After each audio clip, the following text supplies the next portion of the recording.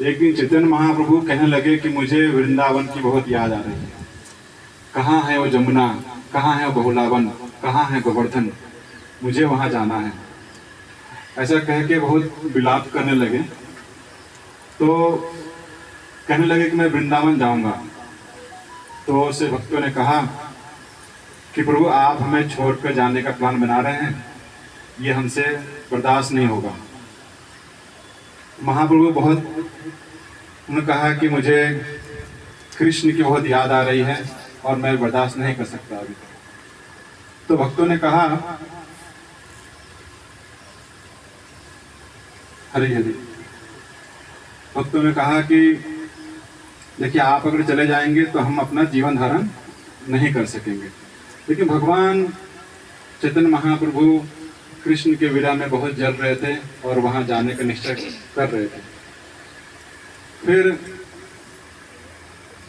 भगवान ने कहा कि मैं जाऊंगा सन्यास वेश धर कर और देश विदेश जाऊंगा और वहां जाकर कृष्ण प्रेम प्राप्त करूंगा और आने के बाद तुम सबको प्रदान करूंगा। उन्होंने उदाहरण दिया, जैसे एक गृहस्थ बाहर देश जाता है कमाने के लिए और धन अर्जित करता है अपने परिवार के लिए, वैसे मैं कृष्ण प्रेम अर्जित करके और आकर के आप सबको पुनः प्रदान करूंगा। तो भक्तों ने कहा जब आप चले जाओगे हम मर जाएंगे तो किसको देगा कृष्ण प्रेम, हम देह ही धारण नहीं करेंगे। तो भगवान ने उनसे कहा कि जिस प्रकार से आप मेरा विरह अनुभव कर रहे हैं उसी प्रकार से मुझे कृष्ण का विरह अनुभव हो रहा है और मैं रह नहीं सकता अभी। तत्पश्चात एक दिन भगवान ने कहा कि मुझे सपने में एक सन्यासी आए हैं और उन्होंने मुझे एक मंत्र दिया है। जब से वो मंत्र मेरे कान में गूंज रहा है मेरे मन स्थिर नहीं रह पा रहे हैं, मुझे कृष्ण प्रेम बहुत उन्माद कर रहा है। और उसके बाद केशव भारती उनके गांव में आए, केशव भारती का बहुत स्वागत हुआ। तो भक्तों को लग गया कि वो भगवान अभी संन्यास लेने वाले हैं। तो भक्तों ने बहुत अनुनय विनय किया कि नहीं आप संन्यास ग्रहण मत कीजिए, लेकिन भगवान अपने अटिक रहे। और ये बात जो है उड़ते उड़ते पता चली सची माता को। तो जब सची माता का मालूम चले, सची माता बेहोश प्राय हो गई कि मेरा पुत्र चला जाएगा। वो कहने लगे कि तुम जब अपने बाएं हाथ में किताब को लेकर चलते थे, तुम्हारे कंधे पर जितने सुंदर बाल, उन बाल को मुंडवा के तुम संन्यास ग्रहण कर लोगे, ये कैसे संभव हो सकता है। तो चलो अच्छा रहेगा कि मैं भी तुम्हारे साथ सर मुंडवा करके और वैरागी में भेष धारण करके तुम्हारे साथ घूमूंगी, तुम जहाँ जहाँ कृष्ण कथा करोगे मैं तुम्हारे साथ चलूंगी। सच्ची माता ऐसा उनको कहने लगी। लेकिन भगवान ने फिर उनको सांत्वना दिया, बहुत रो रही थी। पुत्र भी गए नहीं थे लेकिन पुत्र का वियोग उनको सता रहा था उनको। फिर चैतन्य महाप्रभु ने उनको उदाहरण दिया ध्रुव महाराज का।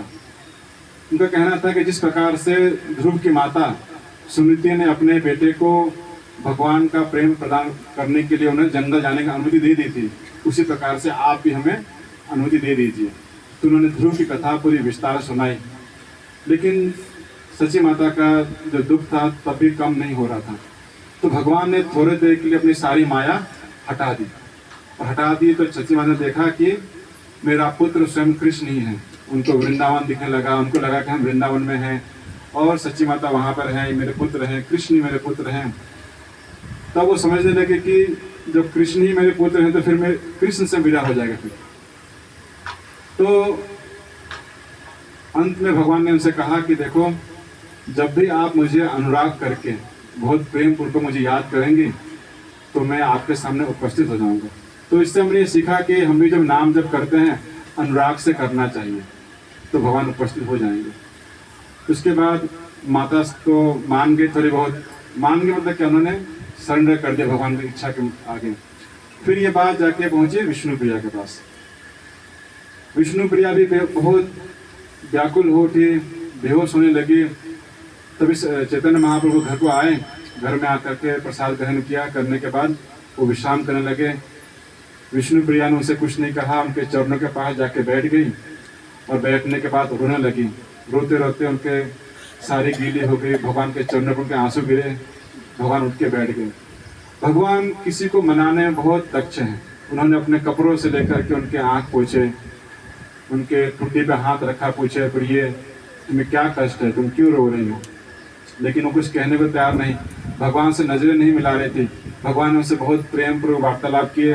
फिर वो कुछ बोली, कहा कि मेरे छाती पर हाथ रख के कहिए कि आप संन्यास नहीं ग्रहण करेंगे, आप मुझे छोड़ कर नहीं जाएंगे।